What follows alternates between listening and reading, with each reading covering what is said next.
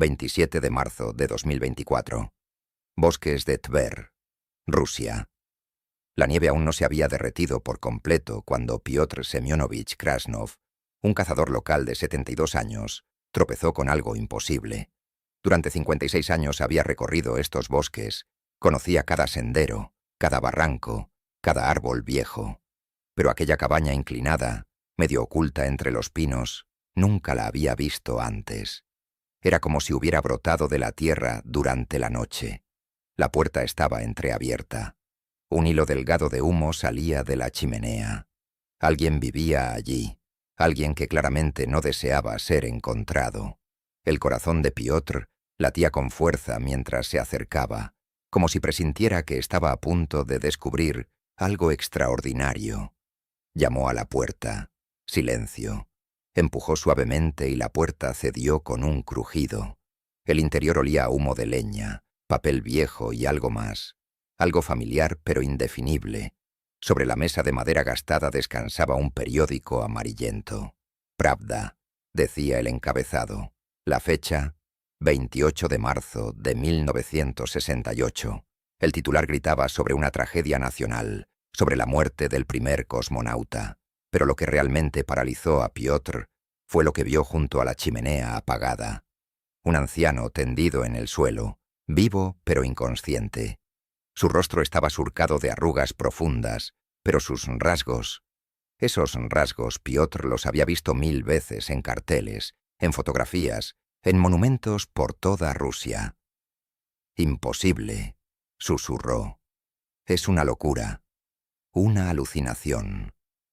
Pero cuando llegó la ambulancia, cuando los médicos tomaron las huellas dactilares del anciano desconocido para identificarlo, cuando esas huellas fueron procesadas en la base de datos nacional, el sistema arrojó un resultado que desafiaría toda lógica, coincidencia del 100% con las huellas de Yuri Alexeyevich Gagarin, el primer hombre en el espacio, el héroe que había muerto 56 años atrás. La paradoja del tiempo. Los números no mentían, pero tampoco tenían sentido. Yuri Gagarin nació el 9 de marzo de 1934. Murió el 27 de marzo de 1968 en un accidente aéreo. Su ceniza fue depositada en el muro del Kremlin. Todo esto era historia documentada, verificada, incuestionable. Pero el anciano del bosque tenía 90 años. La edad exacta que tendría Gagarin si hubiera seguido vivo. Los médicos del Hospital Regional de Kimry trabajaban febrilmente para estabilizar al paciente. Estaba deshidratado, desnutrido, sufría de hipotermia y aparentemente había sufrido un derrame cerebral días atrás. Mientras luchaban por salvar su vida, en Moscú comenzaba a desatarse una tormenta. Las huellas digitales viajaron por la cadena de mando. Del Departamento Regional de Asuntos Internos a la sede central, de allí a los servicios especiales. En cuestión de horas, llegó un equipo de expertos con el equipo más moderno. Tomaron muestras de ADN, realizaron un examen médico detallado, hicieron una tomografía computerizada de todo el cuerpo. Grabaron la voz del paciente cuando finalmente recobró la conciencia, aunque muy desorientado. La versión oficial de 1968. Para entender la magnitud de lo imposible, hay que recordar lo que sucedió aquel día de marzo hace décadas. 27 de marzo de 1968. El avión de entrenamiento MiG-15 UTI despegó de una base militar cerca de Vladimir. A los mandos iban 2 hombres, Yuri Gagarin, el cosmonauta legendario, y su instructor, Vladimir Seriogin, piloto experimentado y héroe de la Unión Soviética. Un vuelo de rutina.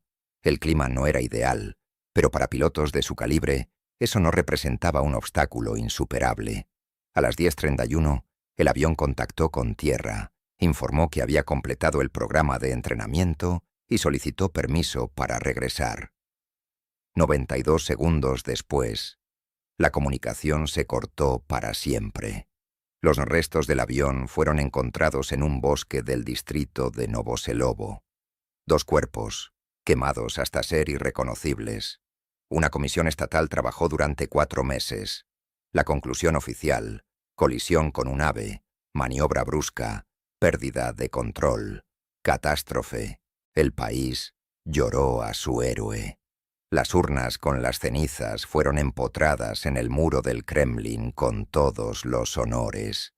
El caso se cerró, pero en los archivos del FSB, en una carpeta marcada como absolutamente secreto, se guardaban documentos que contaban una historia completamente diferente. Una historia que permanecería oculta durante más de medio siglo. El año 2023. Archivos del FSB, Moscú. Estos documentos salieron a la luz solo en 2023, cuando una comisión de desclasificación se topó con una extraña anomalía en los registros. Alguien había intentado borrar meticulosamente los rastros de una operación con el nombre en clave Fénix. Pero en los servicios especiales nada desaparece sin dejar huella. Siempre queda algún cabo suelto. Siempre hay alguien que guarda una copia en un lugar seguro. En aquella carpeta aparecieron cosas inquietantes. El informe de cierto mayor Korolev sobre una reunión celebrada el 26 de marzo de 1968 en una residencia cerca de Moscú. 8 personas presentes. Los nombres estaban tachados con tinta negra tan cuidadosamente que ni las tecnologías modernas podían recuperar el texto, pero el contenido de la reunión estaba descrito con suficiente claridad. Se discutía la necesidad de una solución radical al problema G. Seguía una lista de riesgos que representaba la permanencia de cierta persona bajo el nombre en clave Sokol, halcón, en el espacio público. Los riesgos eran verdaderamente impresionantes. El héroe que sabía demasiado. El primer cosmonauta del planeta se había convertido en un icono viviente, en un símbolo que no controlaban ni el partido ni los servicios de seguridad. Gagarin había comenzado a hacer preguntas incómodas sobre por qué el programa espacial se estancaba, por qué morían sus compañeros, por qué el dinero se desviaba a lugares equivocados. Quería volar de nuevo, pero cada nuevo vuelo representaba el riesgo de perder al símbolo. Si moría en el espacio sería una catástrofe para el prestigio del país, pero si le prohibían volar, podría empezar a hablar demasiado. La solución propuesta en aquella reunión fue radical. Simular la muerte de Gagarin en un accidente aéreo, sacarlo del espacio público para siempre, pero mantenerlo vivo por si acaso, por si llegaba una gran guerra, cuando el símbolo podría ser devuelto y usado para levantar la moral, o por si había un avance tecnológico, cuando su experiencia y conocimientos volvieran a ser críticamente importantes. Suena como locura, como teoría conspirativa paranoica, pero los documentos continuaban, el plan de la operación. La siguiente página contenía un plan detallado, selección de un doble de complexión similar, preparación de cuerpos para identificación, ruta del avión que debía simular el accidente, coordenadas del lugar donde encontrarían los restos, cronograma de trabajo de los grupos de búsqueda. Todo estaba descrito minuto a minuto, como una partitura de una sinfonía de muerte. Especialmente espeluznante era la sección sobre la preparación psicológica del propio Gagarin. Había que convencerlo, persuadirlo para que aceptara. ¿Cómo convences a un hombre que es un héroe nacional de morir voluntariamente para todo el mundo? Los documentos insinuaban amenazas a su familia, promesas de garantizar su seguridad y bienestar, apelaciones al patriotismo. La patria necesita este sacrificio.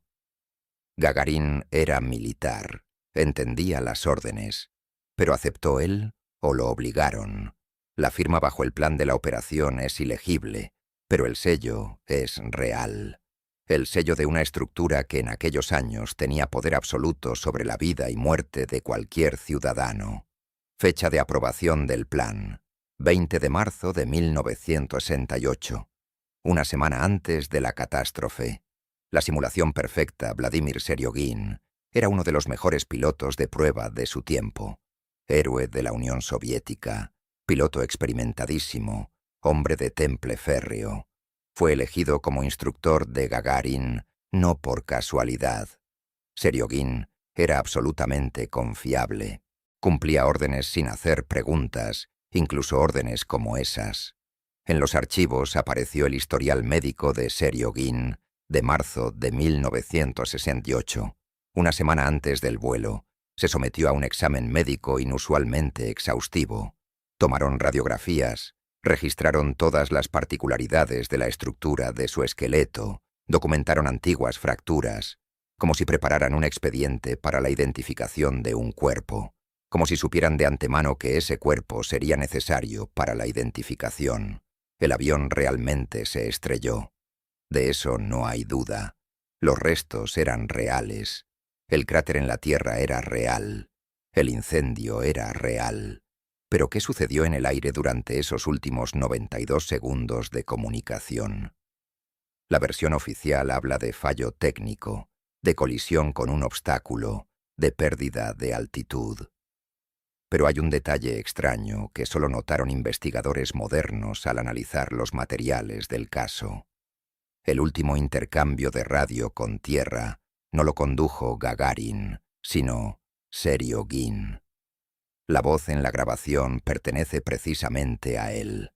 Esto fue confirmado por análisis informático.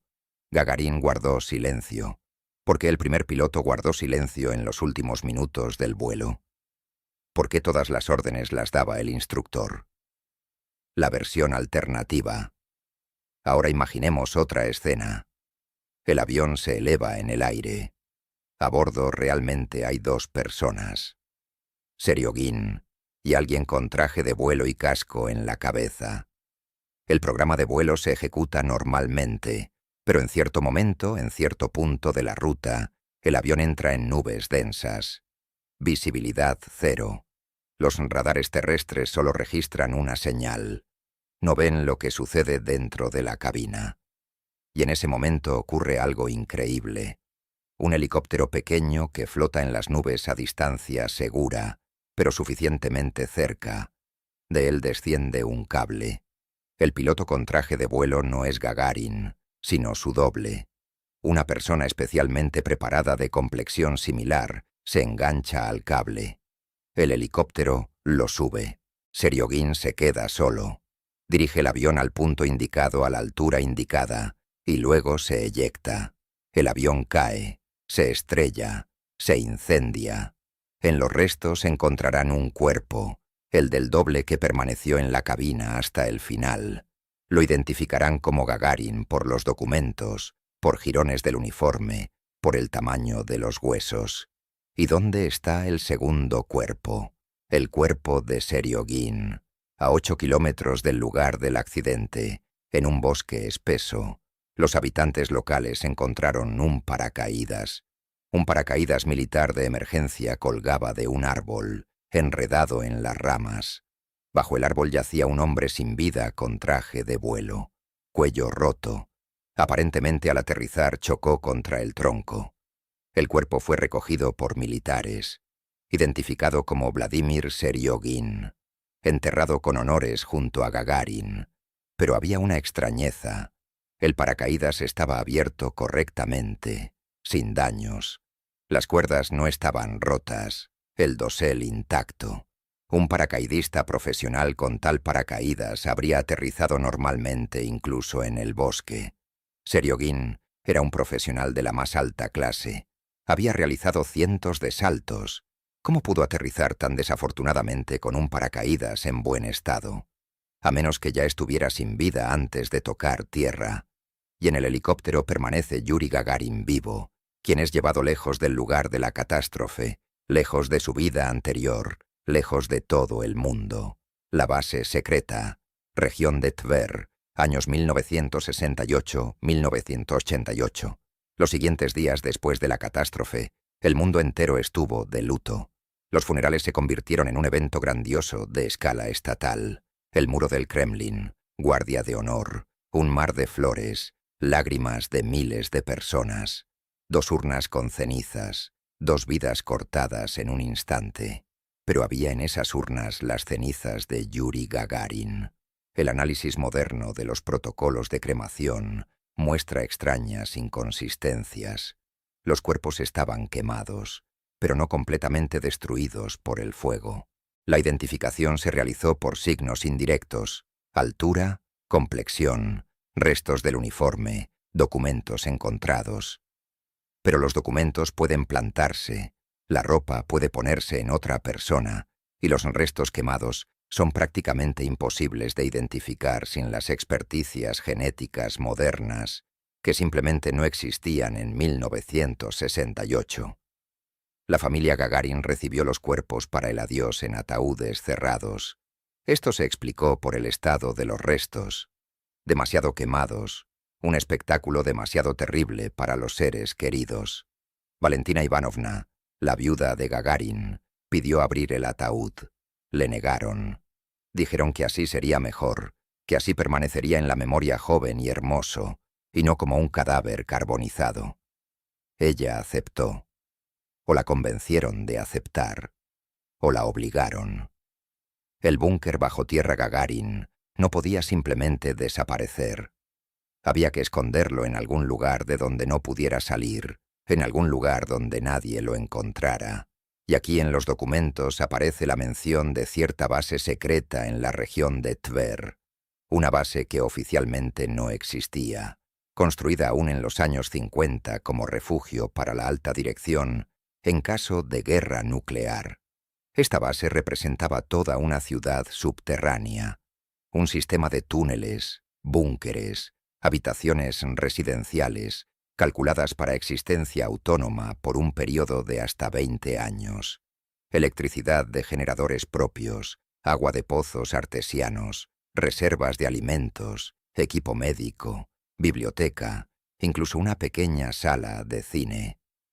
Todo para que la élite pudiera sobrevivir al apocalipsis con relativa comodidad.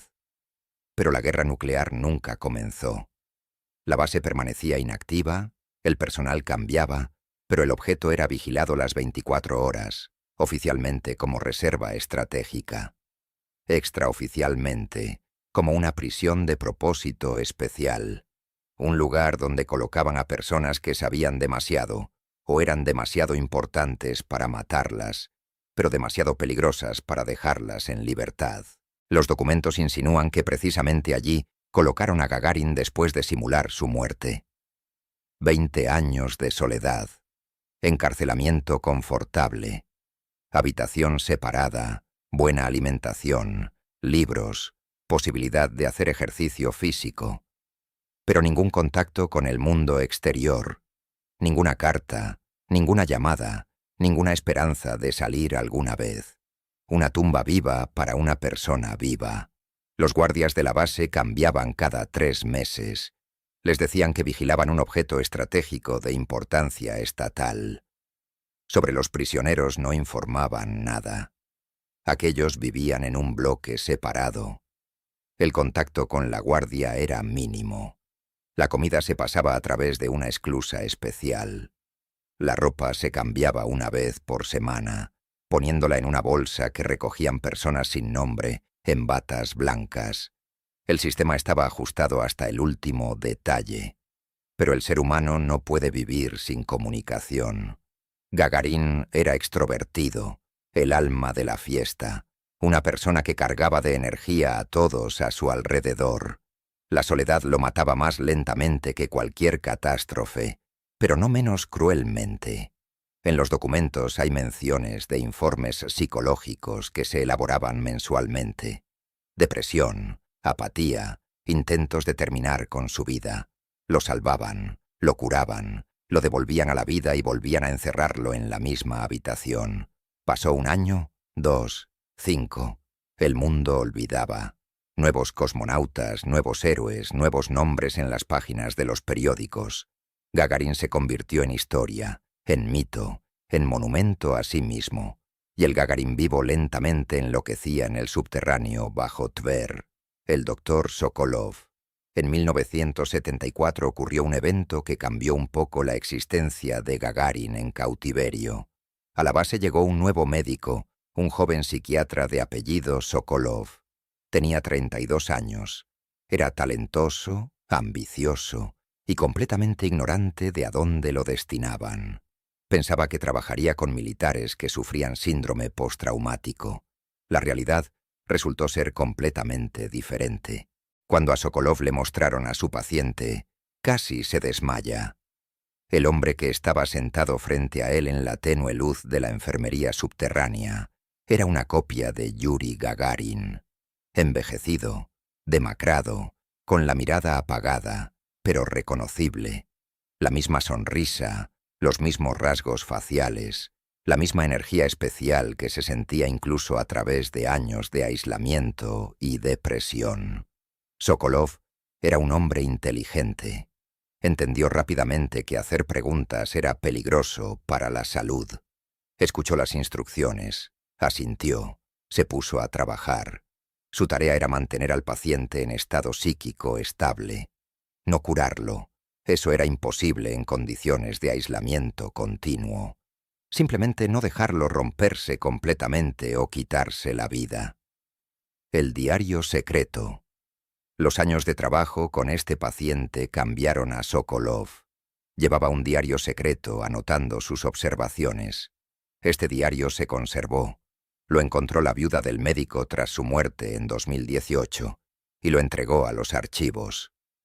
150 páginas de texto manuscrito describiendo la vida de un hombre que oficialmente había muerto, pero continuaba existiendo en una realidad paralela. Los registros asombran por su detalle. Gagarin le contaba a Sokolov sobre su infancia en Klushino, sobre la guerra, sobre cómo los alemanes se llevaron a su hermano mayor y hermana a Alemania, sobre la devastación de posguerra, el hambre, los sueños de elevarse al cielo, sobre los primeros vuelos, sobre esa sensación increíble de libertad cuando la tierra se va debajo los pies y te conviertes en parte del cielo, sobre la preparación para el vuelo espacial, sobre el miedo que llegaba por las noches cuando entendía que podía no regresar, sobre aquella mañana de abril de 1961, cuando se sentó en la cápsula del Vostok y voló a donde antes de él no había volado ningún ser humano. Sokolov anotaba todo, entendía el valor histórico de estos relatos, entendía que posiblemente él era la única persona en el planeta que escuchaba la verdad de primera mano del primer cosmonauta, y anotaba, escondiéndose de las cámaras de vigilancia, usando un lápiz simple y una libreta que luego guardaba en un bolsillo secreto de su bata de laboratorio. La verdad sobre el engaño. Gagarin contaba sobre aquellos días después del vuelo, cuando se convirtió en un símbolo viviente, sobre encuentros con líderes de estados, banquetes, premios, sobre cómo lo paseaban por el país y el mundo, mostrándolo como un animal exótico en el zoológico, sobre cómo gradualmente entendió que se había convertido en rehén de su propia fama. No lo dejaban ir al espacio otra vez, temiendo perderlo, pero tampoco le permitían vivir una vida normal, usándolo como instrumento de propaganda. Quería regresar al espacio, soñaba con ello cada noche, pero sus sueños se estrellaban contra un muro de burocracia y política. Y entonces comenzó a hablar, a criticar las deficiencias del programa, a señalar errores, a exigir cambios. Ese fue su error fatal. El poder no tolera la crítica ni siquiera de los héroes, especialmente de los héroes. Su caída es demasiado ruidosa. En el diario de Sokolov hay una entrada del 15 de junio de 1976. Gagarin le contó sobre los últimos días antes de la catástrofe, sobre cómo lo llamaron a una reunión, cómo le explicaron que su vida estaba en peligro, que había fuerzas que querían eliminarlo, que la única manera de salvarlo a él y a su familia era simular su muerte, retirarse a la sombra, esperar un período peligroso. Prometieron que sería poco tiempo, 1 año, tal vez 2. Luego la situación cambiaría, podría regresar. Él creyó, o fingió creer. No tenía elección. Su esposa, sus hijas, su seguridad pendía de un hilo. Aceptó morir para el mundo para que ellos pudieran vivir. Y luego pasó 1 año, y otro más. El escape de 1988.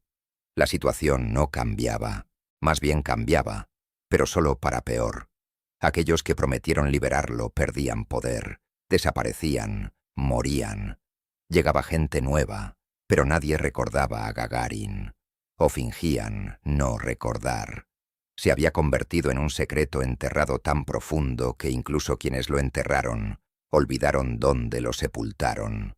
En 1986 ocurrió algo que dio esperanza a Gagarin. A la base llegó un nuevo jefe de guardia, un teniente coronel de apellido Voronov. Este hombre era de otra generación, de aquellos que vivieron el deshielo de Khrushchev y recordaban que era la esperanza de cambios. Voronov era un romántico con charreteras, un hombre que creía en la justicia, incluso en un sistema construido sobre la injusticia. Cómo exactamente Voronov supo quién se ocultaba en el bloque aislado de la base es desconocido. Quizás alguien se le escapó, quizás él mismo lo dedujo por señales indirectas, pero cuando supo la verdad, esto lo cambió. Entendió que se había convertido en carcelero del mayor héroe del país y decidió que eso estaba mal.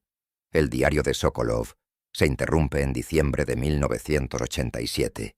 La última entrada es lacónica. Hoy lo vi sonriendo, por primera vez en todos estos años. Algo está cambiando. Temo tener esperanza. Febrero de 1988. La noche del escape. Lo que sucedió después solo puede reconstruirse por testimonios indirectos.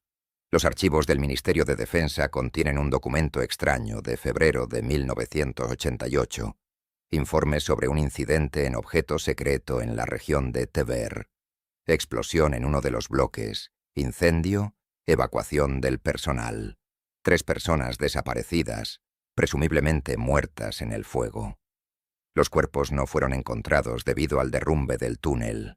Uno de los desaparecidos, cierto prisionero bajo el número 7, nombre no indicado.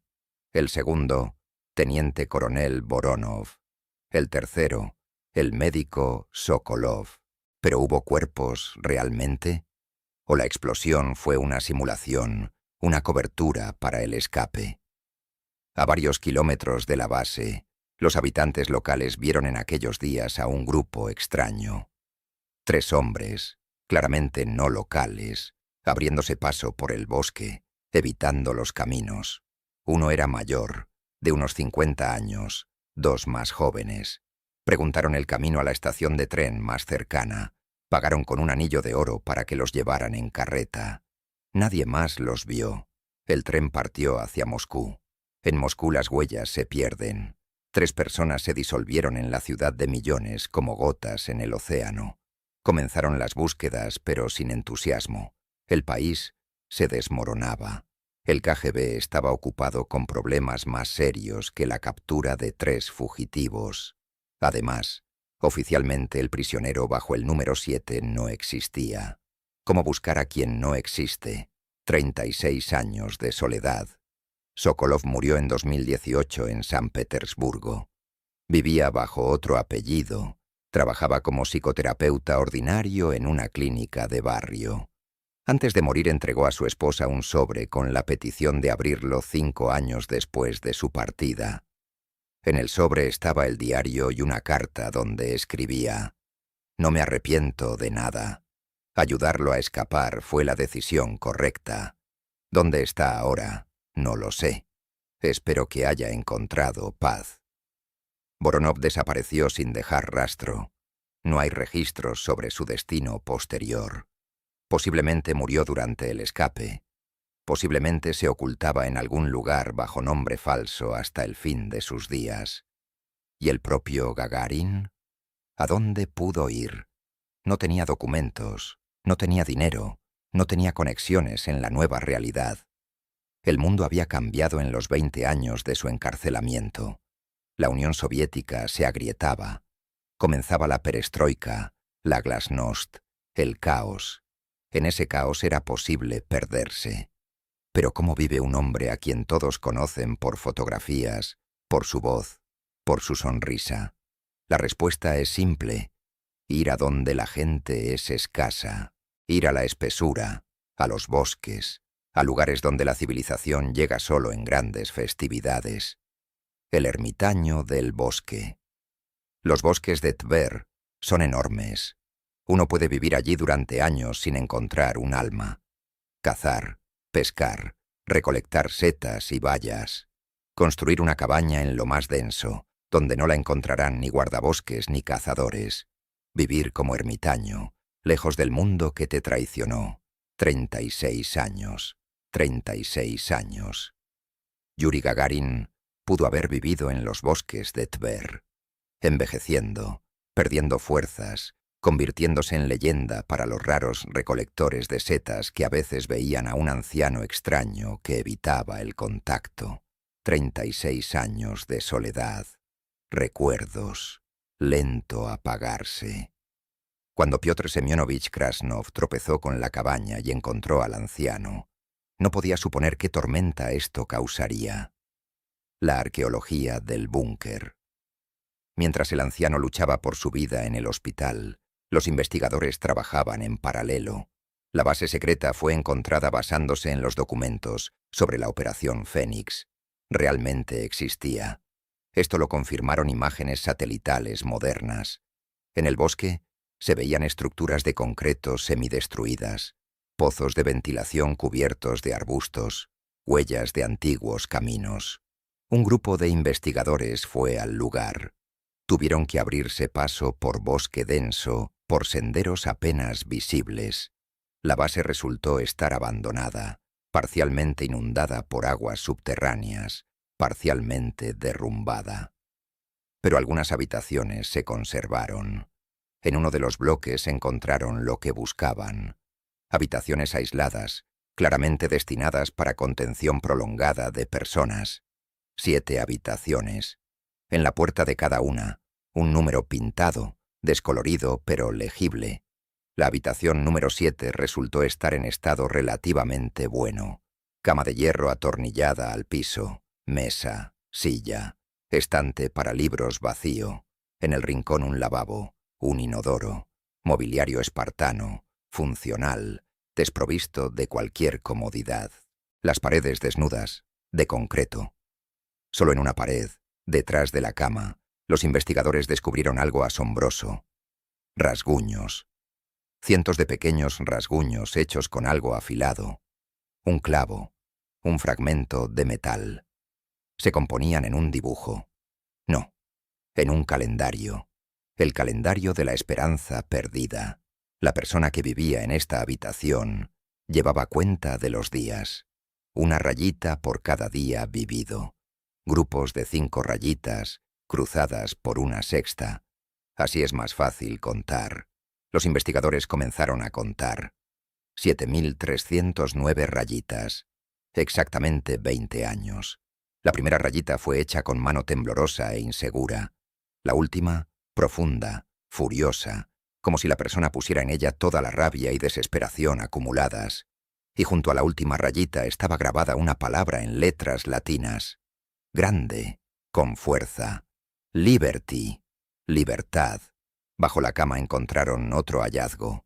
Un escondite pequeño, excavado en el piso de concreto y camuflado con un trozo de linóleo. En el escondite yacía un envoltorio de tela.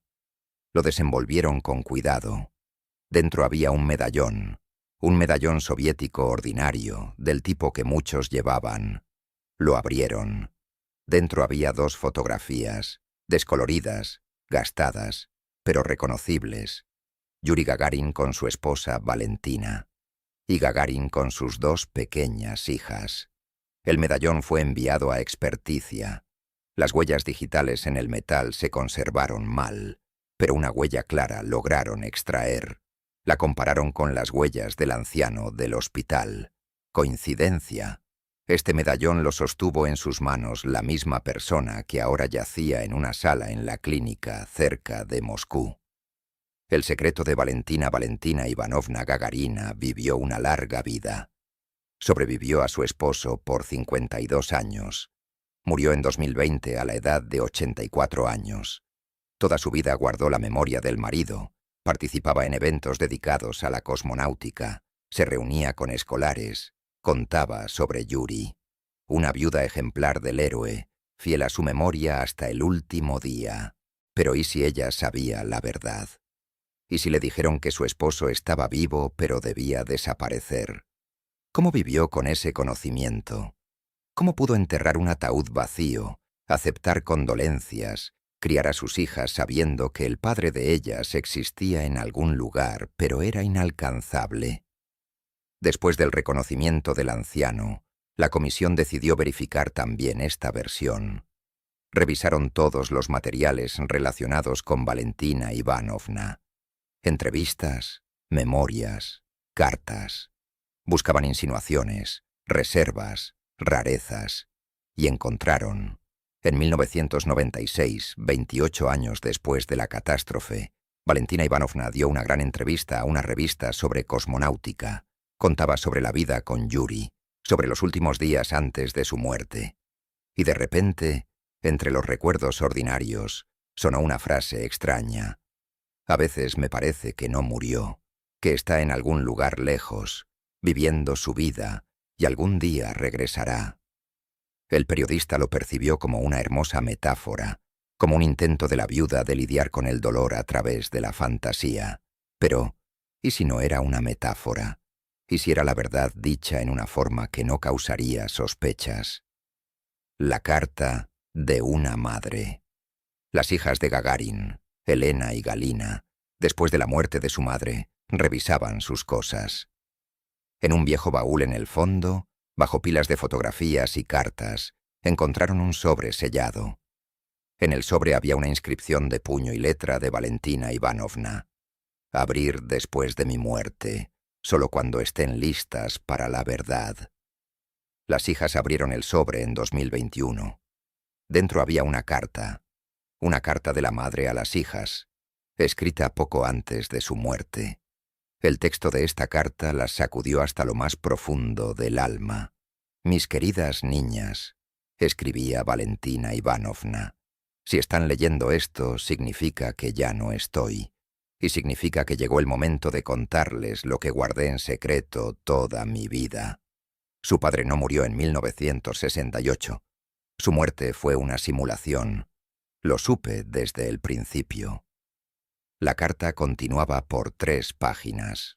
Valentina Ivanovna contaba cómo una semana antes de la catástrofe vinieron a verla hombres de civil. Le explicaron que la vida de Yuri estaba en peligro, que había un plan para salvarlo, pero ese plan requería que oficialmente se le considerara muerto. Le prometieron que después de algún tiempo podría verlo, que era una medida temporal. Ella no creyó. Exigió un encuentro con su esposo. Le permitieron. Vi a Yura un día antes de ese vuelo fatídico. Escribía. Nos encontramos en un lugar seguro bajo guardia. Estaba pálido, desconcertado. Dijo que lo obligaban a aceptar esta operación, que si se negaba, sufriríamos nosotras. Le dije, no aceptes, nos las arreglaremos. Sacudió la cabeza, dijo, no tenemos elección, ellos son más fuertes. Me abrazó, me besó, dijo, perdóname. Entendí que lo estaba perdiendo. Al día siguiente ocurrió la catástrofe. A Valentina Ivanovna le informaron oficialmente. Ella interpretó el papel de viuda destrozada por el dolor, porque le prometieron que si callaba, si no hacía preguntas, entonces algún día a Yuri le permitirían regresar. Creyó en esa promesa. Esperó años, décadas, pero el esposo no regresaba. Las últimas líneas de la carta estaban escritas con letra temblorosa, como si quien escribía contenía las lágrimas con dificultad. Niñas, si algún día aparece la posibilidad de encontrar a su padre, encuéntrenlo. Díganle que lo amé hasta el último día, que esperé toda la vida, que lo perdoné por haber aceptado desaparecer. Hizo esto por nosotras, por ustedes. Fue un héroe no solo en el espacio, sino también en la vida, el héroe más verdadero. Entre la vida y la muerte. La carta llegó a manos de la comisión en la primavera de 2024, poco antes de que encontraran al anciano en el bosque. Cuando los investigadores la leyeron y luego se enteraron del hallazgo del cazador cerca de Tver, todo encajó en un cuadro único. Valentina Ivanovna sabía, y se atormentó con ese conocimiento durante 52 años. Elena y Galina Gagarina exigieron un encuentro con el anciano. No se negaron. El encuentro tuvo lugar en régimen cerrado, sin extraños. ¿Qué sucedió en esa sala cuando dos mujeres mayores vieron al hombre que afirmaba ser su padre? Nadie lo sabe. La conversación duró 3 horas. Cuando las hijas salieron, ambas lloraban. No respondieron preguntas. Solo Elena dijo en voz baja a los periodistas que hacían guardia en la entrada de la clínica: «Es él, nuestro padre. Lo reconocimos». 3 semanas críticas. El anciano pasó 3 semanas en cuidados intensivos entre la vida y la muerte. Los médicos hacían todo lo posible, pero el organismo de un hombre de 90 años, agotado por años de vida en el bosque, mala alimentación y ausencia de atención médica, resistía débilmente. Varias veces estuvo al borde, y cada vez los médicos lo traían de vuelta, sin saber exactamente por qué lo hacían y a quién en realidad estaban salvando. La vigilancia de la sala fue reforzada al nivel de objeto de régimen especial, entrada solo con pases especiales, videovigilancia las 24 horas, prohibición de cualquier información fuera del hospital. Oficialmente no se daban explicaciones. Los médicos locales permanecían perplejos, pero aprendieron a no hacer preguntas innecesarias. Y en Moscú hervían las pasiones. Reuniones de emergencia, sesiones cerradas, atracción de historiadores, expertos en el programa espacial soviético, psicólogos, especialistas en cambios de personalidad por edad. Todos querían responder a la pregunta principal: si realmente es Gagarin. ¿Cómo es posible y qué hacer ahora con esto? El despertar. 1 de abril de 2024. El anciano finalmente recobró la conciencia completamente. Sus ojos se abrieron, la mirada se enfocó. La enfermera de guardia corrió a llamar a los médicos. En 15 minutos la sala se llenó de gente con batas blancas y trajes estrictos. Todos se quedaron inmóviles, mirando al hombre que lentamente observaba alrededor, claramente intentando entender dónde se encontraba. El médico jefe habló primero. Con cuidado, suavemente preguntó cómo se sentía el paciente, si recordaba lo que había sucedido. El anciano guardó silencio, como si reuniera sus pensamientos. Luego abrió la boca, y la voz, ronca y débil, pronunció una frase que cortó la respiración a los presentes. «Poyejali», dijo. «Vamos». Precisamente esa palabra dijo Yuri Gagarin el 12 de abril de 1961, antes del despegue al espacio. La palabra que se convirtió en leyenda, la palabra que conoce cada persona rusa. En la sala reinó un silencio mortal. Luego el médico jefe, superando el temblor en la voz, preguntó: «¿Cómo se llama?». El anciano lo miró con una mirada larga. En esa mirada se leía cansancio, dolor, tristeza infinita y algo más. Desafío, burla del destino, la ironía de un hombre que había vivido demasiado. «Me llamo Yuri», pronunció. «Yuri Alexeyevich Gagarin, aunque probablemente ahora soy solo Yura. El viejo Yura que debió haber muerto hace mucho tiempo». El testimonio imposible. Hablaba lentamente, haciendo pausas, como si cada palabra se diera con dificultad, pero hablaba de manera coherente, consciente.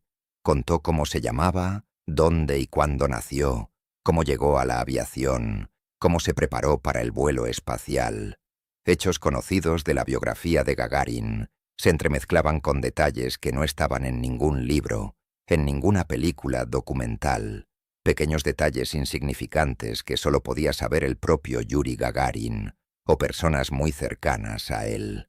Contó sobre la infancia en la aldea de Klushino, sobre cómo en el año 41 los alemanes ocuparon la aldea, cómo se llevaron al hermano Valentín y a la hermana Zoya a trabajos forzados en Alemania, sobre el miedo que el pequeño Yura experimentaba cada día viendo a soldados enemigos caminando por su tierra, sobre cómo una vez un piloto soviético hizo un aterrizaje forzoso no lejos de la aldea, y el pequeño Yura corrió al avión, miraba al piloto como a un héroe de cuento, y decidió entonces que definitivamente se convertiría en piloto. Contó sobre los años de posguerra, sobre el hambre, sobre cómo la familia se mudó a la ciudad de Gzhatsk, cómo estudiaba en una escuela de oficios, soñaba con el cielo, sobre el primer vuelo en el aeroclub, sobre esa sensación increíble de libertad cuando la tierra baja y flotas en el aire como un pájaro. Detalles que no se pueden inventar. Los historiadores presentes en la sala tomaban notas febrilmente, verificando cada palabra con hechos conocidos. Todo coincidía. Incluso aquellos detalles que podían verificarse solo por documentos de archivo eran precisos. Pero tal vez era un impostor muy bien preparado que aprendió la biografía de Gagarin hasta los detalles más pequeños. Entonces le preguntaron sobre cosas que no estaban en ningún archivo, sobre conversaciones con su esposa a solas, sobre una discusión con Korolev por algún detalle técnico de la construcción de la nave, sobre lo que pensaba acostado por la noche antes del lanzamiento al espacio, mirando el techo del hotel en Baikonur, sobre miedos de los que no habló a nadie. Y el anciano contaba. Contaba de tal manera que solo podía contar una persona que lo vivió. Con tales detalles, con tales emociones que es imposible aprender o fabricar. Describía el olor del desinfectante en la unidad médica del cosmódromo, el chirrido de las botas de cuero al caminar por las escaleras metálicas, la sensación del peso del traje espacial sobre los hombros, pequeñeces que se graban en la memoria cuando vives algo extraordinario, el relato del vuelo. Le preguntaron sobre el vuelo, y cerró los ojos, como si reviviera aquel día de nuevo. 12 de abril de 1961, comenzó en voz baja. La mañana era clara, fría. Me desperté a las 6 de la mañana, aunque dormí mal, no por miedo. No había miedo, había emoción, anticipación, deseo de subir pronto allá, al espacio, ser el primero. El desayuno fue ordinario, avena, huevos, pan con mantequilla. No tenía ganas de comer, pero me obligué. Los médicos dijeron que era necesario. Luego examen médico, vestirse con el traje espacial. Recuerdo cómo los técnicos abrochaban las cremalleras, verificaban la hermeticidad. Uno de ellos me susurró: «Vamos, Yura, vuelas por todos nosotros». Y asentí. No podía hablar. Tenía un nudo en la garganta. Abrió los ojos, miró a los oyentes. El autobús hasta la plataforma de lanzamiento. El cohete enorme, blanco, hermoso. Lo miro y pienso: ahora voy a trepar allí y me llevará al cielo, o explotará y me esparcirá por la estepa. 50-50. Pero hay que ir. Subo por la escalera, saludo con la mano a quienes despiden, trepo a la cabina. Apretado, como en un ataúd. Me acuesto de espaldas, me abrocho, cierran la escotilla. Ya está. Ahora estoy solo, solo frente al destino. En la sala reinaba un silencio absoluto. Todos escuchaban conteniendo la respiración. Cuenta regresiva. Los minutos se alargan infinitamente. Verificaciones de sistemas. Informes por radio. Korolev pregunta: «¿Cómo te sientes?» Respondo: «Excelente». Miento, por supuesto. El corazón late como loco, las manos sudorosas, pero mantengo la voz firme. Últimos segundos. 10, 9. Pollejali. El cohete se estremeció. Comenzó el rugido de los motores. Me hundió en el asiento tan fuerte que era difícil respirar. Vibración salvaje, como si estuviera sentado en un martillo neumático. Las sobrecargas aumentan. Veo cómo las agujas de los instrumentos se disparan. Pienso: ahora algo se desprenderá y ya está. Pero no, aguanta. El cohete va hacia arriba, cada vez más rápido, cada vez más fuerte. El anciano se calló, cerró los ojos. Por las mejillas corrían lágrimas. Y luego llegó la ingravidez. Las sobrecargas desaparecieron y floté en el aire, sostenido solo por los cinturones. Miré por la ventanilla y vi la tierra. Redonda, azul, hermosa hasta lo imposible.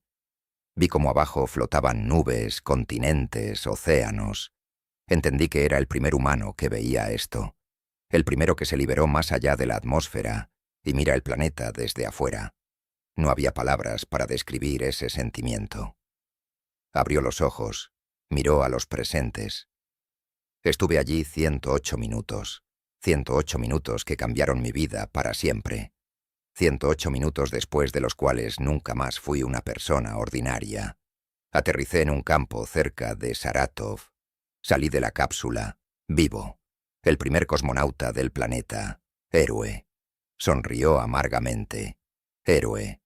¿Saben qué significa ser héroe? Significa que ya no te perteneces a ti mismo. Eres un símbolo, un icono, un instrumento de propaganda. Te pasean por el mundo. Te muestran a todos. Sonríe, saluda, di lo que te escribieron. Y tú quieres simplemente volar, quieres otra vez al espacio. Pero no, eres demasiado valioso para arriesgarte. Debes vivir, sonreír, ser un símbolo. Y yo quería ser una persona. La amargura de la verdad. En su voz apareció amargura, ofensa acumulada durante décadas. Y cuando comencé a decir lo que pensaba, cuando comencé a criticar, a exigir, a señalar errores, decidieron quitarme de en medio. No matarme. Asesinar al héroe sería un escándalo. Pero hacer que el héroe muriera y luego viviera más, pero ya no como héroe, sino como secreto, como sombra, como tumba viviente. 20 años bajo tierra, 20 años en un búnker donde no ves el sol, no oyes risas de niños, no abrazas a tu esposa. 20 años de locura lenta. Se calló, respirando pesadamente. Los médicos se preocuparon, querían interrumpir la conversación, pero el anciano agitó la mano. Luego escapé, gracias a personas que me ayudaron, que arriesgaron todo. Escapé y me fui al bosque, porque en un mundo donde oficialmente estoy muerto, no tenía dónde vivir. 36 años en el bosque, solo, lejos de todos. A veces veía a recolectores de setas, cazadores. Me escondía de ellos. Temía que me reconocieran, que me devolvieran. O tal vez simplemente me acostumbré a estar solo. Me desacostumbré de la gente. Miró a los reunidos con mirada cansada. Ahora saben. Yuri Gagarin no murió en 1968. Vivió otros 56 años. En el infierno, en soledad, en olvido. Y ahora me encontraron. ¿Y qué van a hacer? ¿Encerrarme otra vez o finalmente dejarme morir en paz? Nadie respondió, porque no había respuesta. La avalancha de testimonios. El reconocimiento del anciano hizo explotar todos los planes de los servicios especiales. Ahora era imposible simplemente ocultar la historia, atribuir todo a una coincidencia casual de huellas digitales o a un loco que se imaginaba cosmonauta. Demasiadas pruebas, demasiadas coincidencias exactas, demasiados recuerdos detallados. Se requería verificación, profunda, minuciosa, despiadada. Verificar cada palabra, cada hecho, cada detalle. A Kimry llegó toda una comisión. Historiadores especializados en el programa espacial de la Unión Soviética, psicólogos, perfiladores, expertos en detección de mentiras, criminalistas, genetistas. Su tarea era confirmar lo imposible o desenmascarar la mistificación más grandiosa del siglo. El anciano fue trasladado a una clínica especializada cerca de Moscú, donde se crearon condiciones simultáneas de hospital y aislador de investigación. Los interrogatorios duraron semanas. Cada día, varias horas, el anciano respondía preguntas, contaba detalles de su vida, recordaba eventos de hace 6 décadas. Le pedían describir personas, lugares, conversaciones. Nombraban a colegas de Gagarin del destacamento de cosmonautas, mostraban fotografías, pedían identificar. Él reconocía a todos. Contaba sobre cada uno tales detalles que no estaban en ningún libro. Los recuerdos que no se pueden falsificar. Especialmente asombró a los historiadores el relato sobre la preparación para el vuelo. El anciano describía los entrenamientos en los más mínimos detalles. Cómo giraban en la centrífuga soportando sobrecargas múltiples, cómo entrenaban en la cámara de aislamiento sonoro, verificando la estabilidad psíquica al aislamiento, cómo aprendían a eyectarse, a saltar en paracaídas, a sobrevivir en condiciones extremas. Recordaba los nombres de los instructores, sus hábitos, sus bromas. Recordaba cómo Germán Titov le envidiaba la gloria del primer cosmonauta. Cómo discutían sobre quién debía volar. Recordaba la última conversación con Korolev antes del lanzamiento. Sergei Pavlovich se acercó a mí 1 hora antes del embarque en la nave. Contaba el anciano mirando al vacío, como si viera aquella escena de nuevo. Puso la mano en mi hombro y dijo: «Yura, ¿entiendes lo que va a suceder ahora? Entrarás en la historia para siempre. Incluso si algo sale mal, incluso si no regresas, igual serás el primero que lo intentó». Asentí. Dije: «Lo sé, Sergei Pavlovich, no fallaré». Sonrió, me abrazó y sentí que temblaba.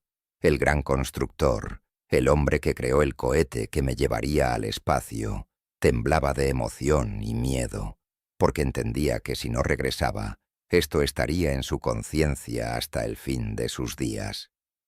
Tales detalles es imposible inventarlos.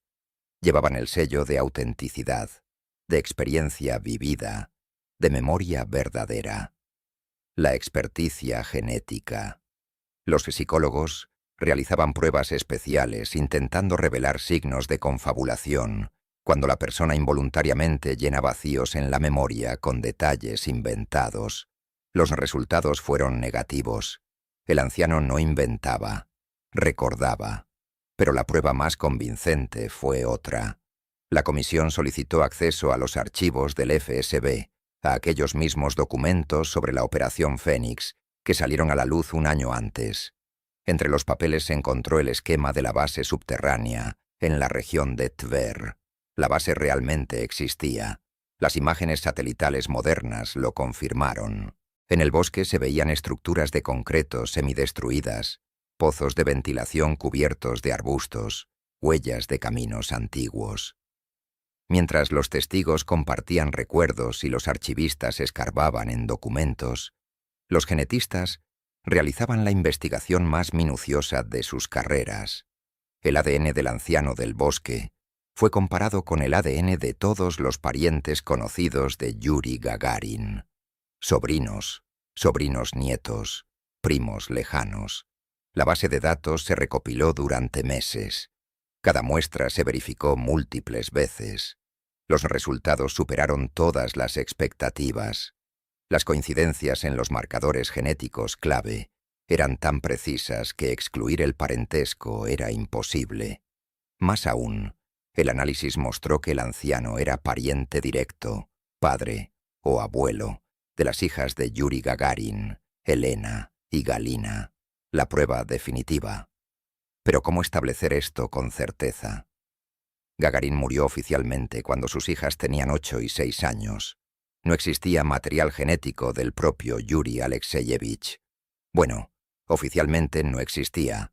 Extraoficialmente, los investigadores recordaron un detalle. En 1961, inmediatamente después del vuelo al espacio, Gagarin pasó un examen médico detallado. Tomaron análisis de sangre, muestras de tejidos para investigar el impacto de la radiación cósmica en el organismo. Estas muestras se guardaban en el Instituto de Investigación de Medicina Espacial. Se conservaban en forma congelada en biobancas especiales destinados a investigaciones a largo plazo. La solicitud de acceso a estas muestras causó una verdadera batalla. La dirección del instituto se resistía, refiriéndose a normas éticas, a la necesidad de mantener la confidencialidad de datos médicos. Se requirió intervención directa de las más altas instancias para obtener el permiso. Pero al final, las muestras fueron extraídas del almacén. El ADN se extrajo con cuidado, entendiendo la singularidad del material. Realizaron secuenciación completa del genoma. Luego lo compararon con el ADN del anciano. Y obtuvieron un resultado que no dejaba ninguna duda. Coincidencia del 100%. Absoluta, completa, imposible. Era la misma persona. La sangre tomada a Yuri Gagarin en 1961 pertenecía a la misma persona cuya sangre corría por las venas del anciano de 90 años encontrado en los bosques de Tver en 2024. Las pruebas físicas. La genetista principal de la investigación, la profesora Marina Lvovna Krasnova, preparando el informe, escribía las conclusiones con manos temblorosas. Basándose en el análisis realizado, con certeza del 99,99%, se puede afirmar que la persona bajo observación en la clínica es genéticamente idéntica a Yuri Alexeyevich Gagarin, el primer cosmonauta de la Tierra. Explicaciones alternativas como gemelos o clonación quedan excluidas sobre la base del análisis complejo. El documento fue clasificado inmediatamente. Información demasiado explosiva, consecuencias demasiado serias. Si esto era verdad, y la genética no miente, entonces había que admitir que el Estado había mentido a sus ciudadanos durante 60 años. Pero no solo la genética hablaba. La tomografía del cráneo reveló una antigua fractura de mandíbula que coincidía completamente con la lesión recibida por Gagarin en 1961, en un salto fallido al agua. Las radiografías mostraban huellas de numerosas fracturas y lesiones características de un piloto de pruebas profesional. En el hombro izquierdo descubrieron una cicatriz apenas visible, exactamente en el lugar donde Gagarin tenía un lunar removido quirúrgicamente en 1959. Pero lo más sorprendente resultó ser el análisis de voz. Las tecnologías modernas permiten crear una huella vocal única de una persona, analizando decenas de parámetros: timbre, características de frecuencia, particularidades de articulación que se forman por la estructura anatómica de las cuerdas vocales y el aparato del habla. Estas características cambian con la edad, pero la estructura base permanece reconocible. Cuando el anciano habló, pronunciando las primeras palabras después de salir del coma, la enfermera que estaba cerca sintió escalofríos. La voz era ronca, debilitada por la enfermedad y la edad, pero en ella había algo increíblemente familiar. Ella había oído esa voz en películas documentales, en grabaciones de archivo. El mismo timbre especial, la misma manera de pronunciar. 23 de junio de 2024. El mundo observa. Los expertos tomaron muestras del habla del anciano y las compararon con grabaciones de archivo de la voz de Gagarin. El análisis informático mostró coincidencia de parámetros clave en el nivel del 92%. El 8% de divergencia se explicaba por cambios de edad en las cuerdas vocales, consecuencias del derrame y 56 años transcurridos desde las últimas grabaciones conocidas de la voz de Gagarin. Todas las pruebas físicas apuntaban a lo imposible. El hombre que yacía en el hospital de Kimry era Yuri Gagarin, o su clon cultivado usando tecnologías que incluso ahora, en 2024, están al borde de la ciencia ficción. ¿Y qué decir de las tecnologías de 1968? Elena y Galina Gagarina exigieron un encuentro con el anciano. No se negaron. El encuentro ocurrió en régimen cerrado, sin extraños. 3 horas. Cuando las hijas salieron, ambas lloraban. A las preguntas no respondían. Solo Elena dijo quedamente a los periodistas: «Es él, nuestro padre». El 23 de junio de 2024 se tomó la decisión. Yuri Gagarin, si realmente era él, daría una única entrevista sin cortes, sin censura, en directo. Que la gente vea por sí misma, escuche por sí misma, decida por sí misma si creer o no. El estudio de uno de los principales canales de televisión del país fue reequipado como sala de hospital. El anciano aún estaba débil, se movía con dificultad, hablaba con pausas. Pero insistió en la entrevista.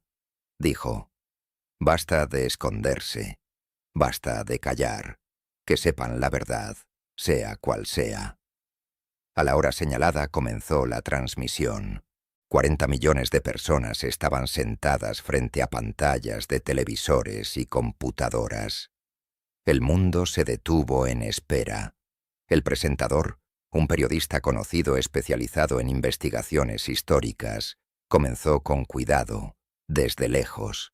Preguntó al anciano cómo se sentía, si se había recuperado del derrame.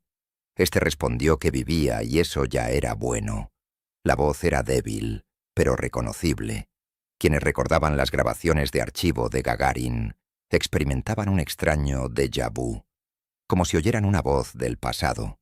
El presentador, pasando a lo principal, preguntó: «Dígame, usted afirma que es Yuri Alexeyevich Gagarin. ¿Entiende cuán increíble suena esto?» El anciano sonrió con ironía. «Entiendo. Yo mismo no creería si me contaran tal historia, pero es la verdad.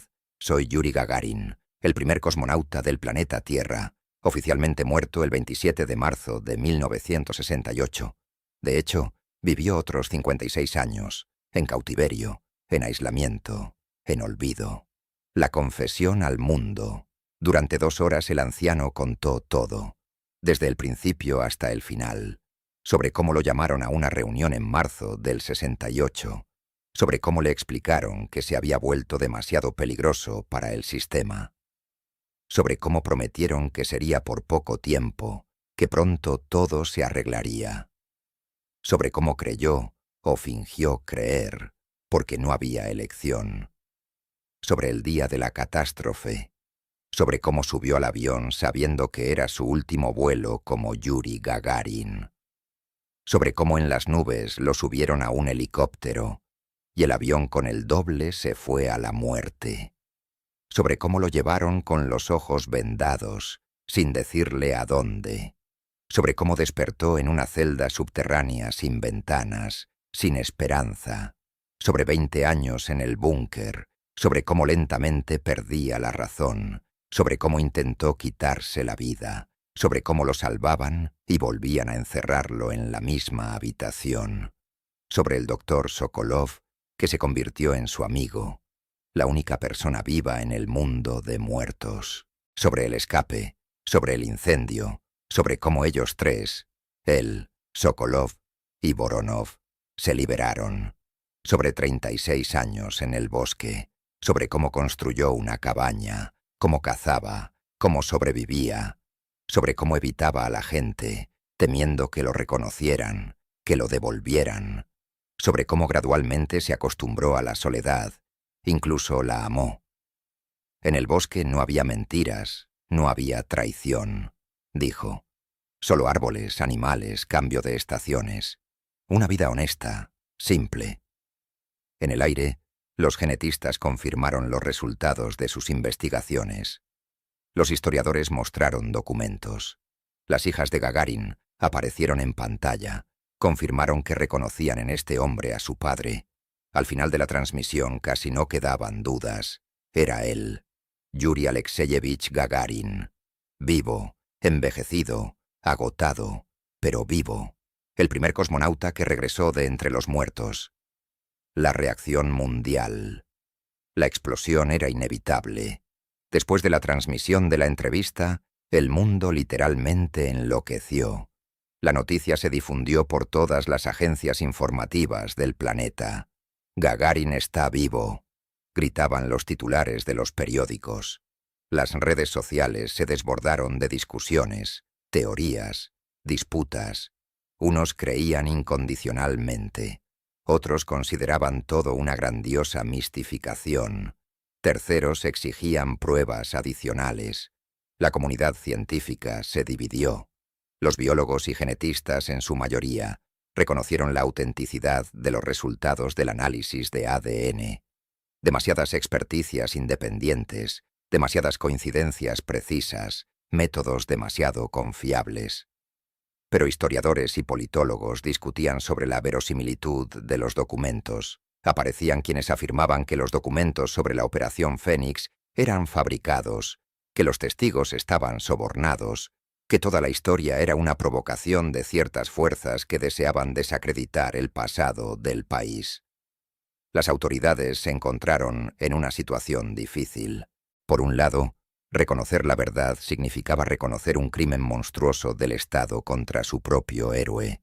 Por otro lado, negar se volvía cada vez más difícil. Las pruebas eran demasiadas. Los medios estadounidenses avivaban el escándalo mostrando cómo el sistema totalitario destruye a sus héroes. Los periódicos europeos filosofaban sobre la naturaleza del poder y el precio de la fama. Los analistas chinos callaban, entendiendo que el tema era demasiado cercano a cuestiones dolorosas de su propia historia. La Iglesia se expresó con cautela. Por un lado, si el hombre realmente era Gagarin, entonces esto era un milagro. Por otro lado, demasiado extraño, demasiadas preguntas. El patriarca llamó a los creyentes a rezar por el reposo del alma de Yuri Alexeyevich y por la salud del hombre que afirmaba ser Gagarin. ¿Quién es en realidad que lo resuelvan la ciencia y el Estado? Dijo. 27 de marzo de 2025. La verdad oficial. Exactamente 57 años después de la muerte oficial de Yuri Gagarin, la Comisión Estatal presentó su informe. Un documento de 400 páginas con anexos, fotografías, experticias.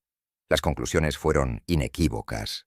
El hombre encontrado en los bosques de Tver, con probabilidad del 98%, es Yuri Alexeyevich Gagarin.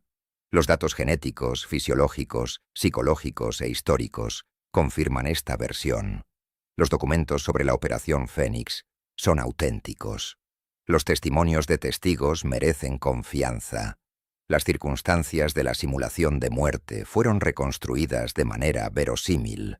La comisión reconoció que en 1968 se cometió un grave crimen contra Yuri Alexeyevich Gagarin, expresado en privación ilegal de libertad, falsificación de documentos sobre la muerte, causación de sufrimientos psicológicos y físicos. Los culpables de organizar este crimen no pueden ser llevados a juicio debido a su fallecimiento, pero el crimen debe ser reconocido y condenado oficialmente. La comisión recomendó reconocer a Yuri Alexeyevich Gagarin como vivo, restablecer sus derechos civiles, asegurar atención médica digna y apoyo material, establecer un memorial a las víctimas de la base de régimen número 12, introducir cambios en los libros de historia que reflejen los eventos reales. El perdón de un país. El presidente del país pronunció un discurso a la nación, reconoció los errores del pasado, presentó disculpas en nombre del Estado a Yuri Alexeyevich y a su familia, firmó un decreto sobre el restablecimiento de Gagarin en todos sus derechos y la concesión del título adicional de héroe por la firmeza y el valor mostrados en los años de prueba.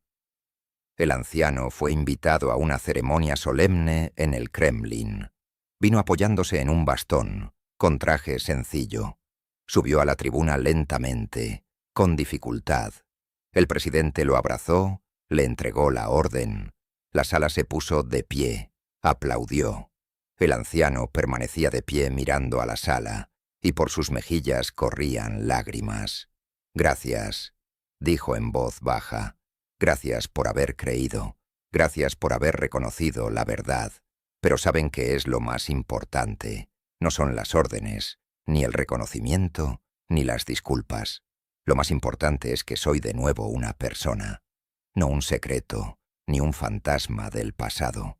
Una persona viva con nombre, con historia, con derecho a existir». Hizo una pausa, reuniendo fuerzas. «He vivido una larga vida. Vi el espacio, vi el fondo del infierno, vi bosques donde no hay personas. Aprendí mucho sobre el mundo, sobre la gente, sobre mí mismo. Y entendí una cosa: la libertad no tiene precio. La posibilidad de respirar libremente, caminar donde quieras, decir lo que piensas, vivir sin miedo. Este es el mayor tesoro que tiene el ser humano. Cuídenla. No permitan que nadie se la quite, ni a ustedes, ni a otros. Los últimos años de paz». Ese fue su último discurso público. Después de la ceremonia regresó a su apartamento y no apareció más en público. Rechazaba entrevistas, encuentros, eventos. Decía: «Basta. Ya hablé suficiente para toda la vida. Ahora quiero silencio». Vivió otros 2 años. Tranquilamente, en paz, rodeado de familia. Leía libros, miraba por la ventana, a veces paseaba en el parque. Las hijas lo visitaban regularmente. Los nietos venían los fines de semana. Se conocían mutuamente, encontraban un lenguaje común, restablecían la conexión rota por décadas. No era fácil. Demasiada vida vivida por separado, demasiado dolor acumulado. Pero lo intentaban. Elena y Galina trataban de entender, de perdonar, de aceptar. Pero el abismo del tiempo permanecía entre ellos. Los nietos lo trataban como a un artefacto histórico interesante. El bisabuelo cosmonauta que regresó del olvido. Escuchaban sus relatos con curiosidad, pero sin aquella calidez que existe entre parientes cercanos. El anciano lo entendía y no se ofendía. Decía a sus hijas: «No se disculpen, yo soy el culpable. Acepté desaparecer, las dejé sin padre. Pensé que sería por poco tiempo. Me equivoqué, ahora pago el precio». 29 de abril de 2027. El adiós definitivo. Murió en sueños el 29 de abril de 2027, tranquilamente, sin dolor, como se van las personas muy viejas y muy cansadas. Tenía 93 años. Habían pasado 66 años desde su vuelo al espacio. 59 años desde su muerte oficial. El funeral fue estatal, pero modesto, como él pidió. El muro del Kremlin, guardia de honor, despedida en la sala de columnas. Solo que esta vez en el ataúd realmente yacía su cuerpo. No un doble, no una persona suplente. Yuri Alexeyevich Gagarin, el primer cosmonauta del planeta Tierra, el hombre que vio la Tierra desde afuera, el hombre que sobrevivió lo imposible. Miles de personas vinieron a despedirse, viejos que recordaban aquel abril de 1961, jóvenes que solo conocían a Gagarin por libros de historia, niños que miraban con ojos grandes al ataúd, sin entender del todo quién era este anciano, pero sintiendo que algo importante estaba sucediendo. Las hijas estaban junto al ataúd. Elena y Galina, ya mujeres mayores, despidiendo al padre que perdieron 2 veces. Primero cuando tenían 6 y 8 años, y ahora de nuevo, pero esta vez para siempre. El ataúd fue sellado. Lo llevaron al muro del Kremlin. Allí, no lejos del lugar donde en 1968 habían colocado una urna con cenizas de otra persona, se preparó un nuevo nicho. El cuerpo de Yuri Gagarin finalmente encontró su lugar de descanso. Real, verdadero, definitivo, epílogo, las preguntas que quedan.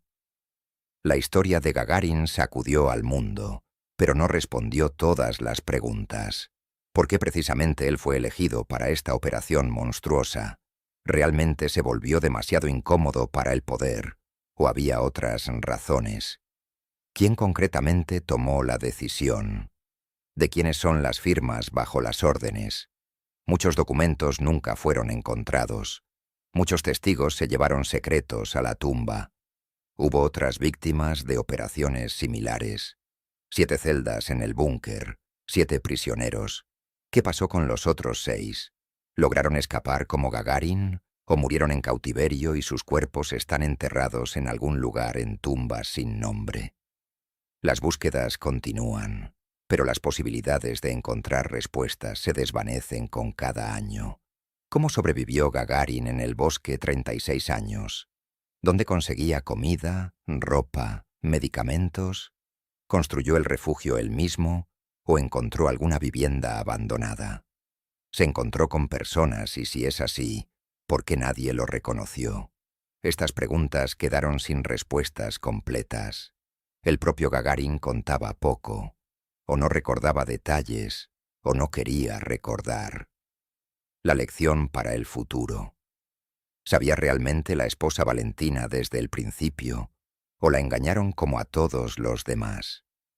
La carta encontrada después de su muerte plantea más preguntas que da respuestas. ¿Qué sentía todos estos años?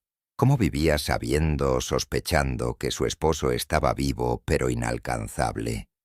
¿Por qué el Estado decidió reconocer la verdad ahora? ¿Acaso solo por las pruebas irrefutables? ¿O había motivos políticos? ¿Necesidad de distraer la atención de otros problemas? ¿Deseo de mostrar la apertura del nuevo poder? Los cínicos dicen: El poder reconoció la verdad porque la verdad habría salido de todos modos. Mejor controlar el proceso. Los optimistas creen. El poder finalmente entendió que la mentira es más destructiva que la verdad. Los investigadores continúan trabajando. Buscan nuevos documentos, interrogan a los últimos testigos, analizan datos. Cada nuevo hallazgo añade un trazo al retrato de esta historia increíble. Una historia sobre cómo un héroe se convirtió en víctima, sobre cómo la fama se transformó en maldición, sobre cómo el sistema devora a sus hijos. Pero tal vez la pregunta más importante no es qué sucedió entonces, sino si es posible tal cosa ahora. Podemos estar seguros de que en algún lugar no existen otros búnkeres secretos con otras personas incómodas, de que el Estado no usa los mismos métodos contra quienes saben demasiado o hablan demasiado alto. La advertencia eterna.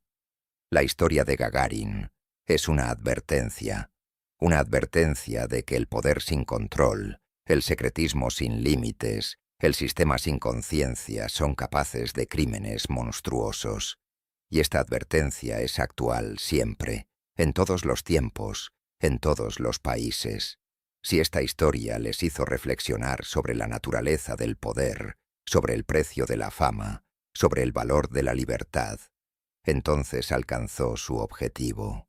Si quisieron saber más sobre el verdadero Gagarin, sobre el programa espacial real, sobre la historia auténtica de aquellos años, eso es maravilloso. Lean libros, vean películas documentales, estudien los hechos. Y esta historia percíbanla como lo que es: una obra artística, una historia alternativa, una fantasía sobre el tema. ¿Qué pasaría si...? Nota del autor. Esta es una obra de ficción de principio a fin. Yuri Alexeyevich Gagarin murió el 27 de marzo de 1968 en un accidente aéreo. Este es un hecho histórico confirmado por múltiples testimonios, documentos y experticias. Pero la literatura artística existe no para reescribir la historia. Existe para hacer preguntas. ¿Y si hubiera sido diferente? ¿Qué secretos se ocultan detrás de las versiones oficiales?